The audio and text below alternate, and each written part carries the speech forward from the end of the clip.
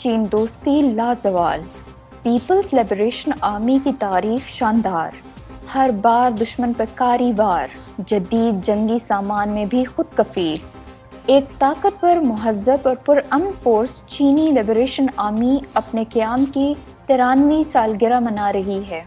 Peoples liberation army نے چینی عوام کی آزادی، ریاستی خود مختاری اور قومی ترقی کے لیے تاریخی کردار ادا کیا۔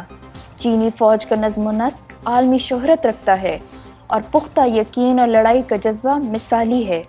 پیپلز لبریشن آرمی نے نہ صرف جدید جنگی قوت کو بڑھایا بلکہ دفاع اور فوجی ترقی کو نظریاتی مدد بھی فراہم کی۔ چین کے مسلح افراد نے اسلحہ سازی میں بھی دن رات کی محنت سے خود انحصاری کی منزل حاصل کی۔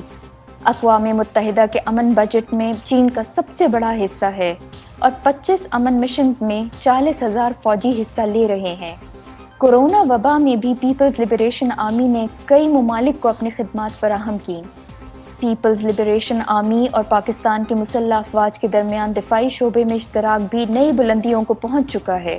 پاکستان اور چین کی لازوال دوستی کا شاہکار لڑاکا طیارہ JF-17 تھنڈر قابل فخر مشترکہ اثاثہ ہے۔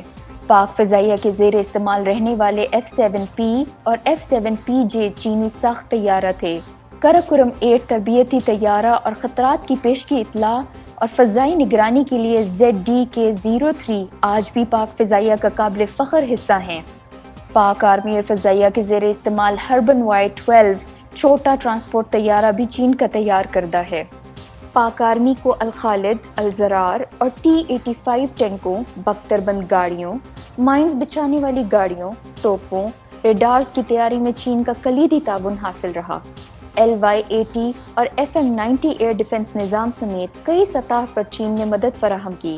بغیر پائلٹ جاسوس طیاروں شہپر کی تیاری پاک چین مشترکہ کاوشوں کی عکاس ہے۔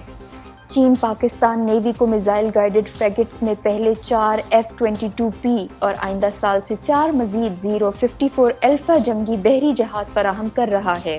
چین 8 UN کلاس آبدوزیں بھی پاکستان کو دے گا۔